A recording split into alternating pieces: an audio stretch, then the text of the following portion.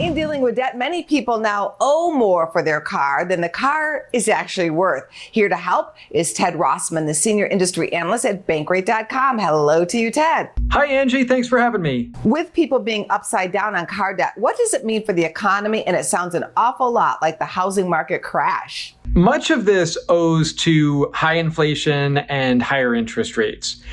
I would say, though, that there are probably some behavioral aspects to this as well. Frankly, I think too many people are trading in their cars too often.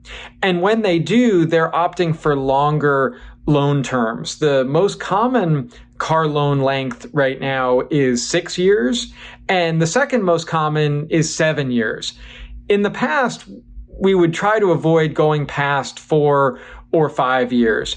It's an affordability crutch, really. The longer you stretch it out, you may have lower monthly payments, but chances are you're paying a higher interest rate and you're going to be in debt for more time and you're going to pay a lot more in total interest. So, I know it's not always practical to pay cash for a car as much as we would like to, but getting off that treadmill of monthly payments is really important.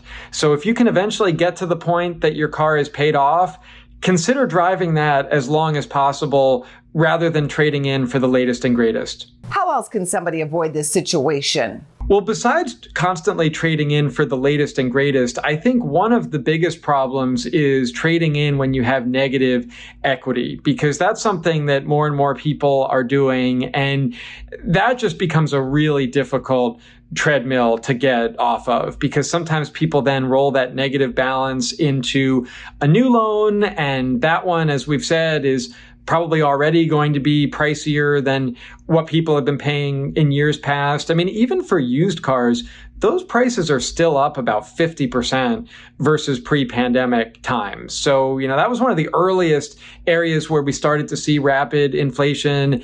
It eased off a little bit, but now it's actually ticked up again. There are really no bargains in the car market right now, unfortunately. What are some tips if somebody is stuck owing more for that car than it's worth? My top tip would be to stick with it. Resist that temptation to trade in for something bigger and better right now. Maybe if it's an option, you could downsize. I mean, that could actually help. If you're able to sell your current car, get a good value, oftentimes you'll get better value when you sell it on your own, as opposed to just trading it in at the first dealer that you drive into. So that would be an option. But if it's not an option to trade down for something cheaper or go with one less car in the family, then I would say try to stick to your current payment schedule and look to become debt-free at some point, and then keep the car a bit longer. Once you get off that monthly payment treadmill, don't just immediately trade it in for something else.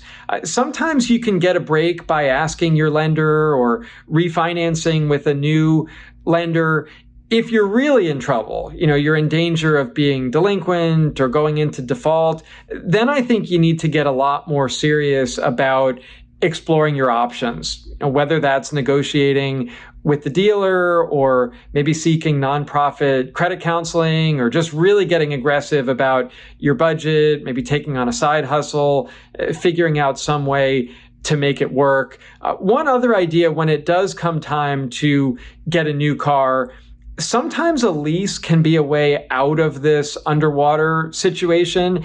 I would tread carefully because you're not building any equity with a lease, but you're also not building more debt. Once the term ends, then you trade in the vehicle and you don't owe anything else. So sometimes that can be a way to eventually get out of a negative equity situation. But more than anything, I would urge people to consider on the front end not biting off more than you can chew in terms of the payments and the length. That's a big one that, some people are just stretching out these loans too long. Terrific information. Thank you, Ted. My pleasure. Thanks for having me.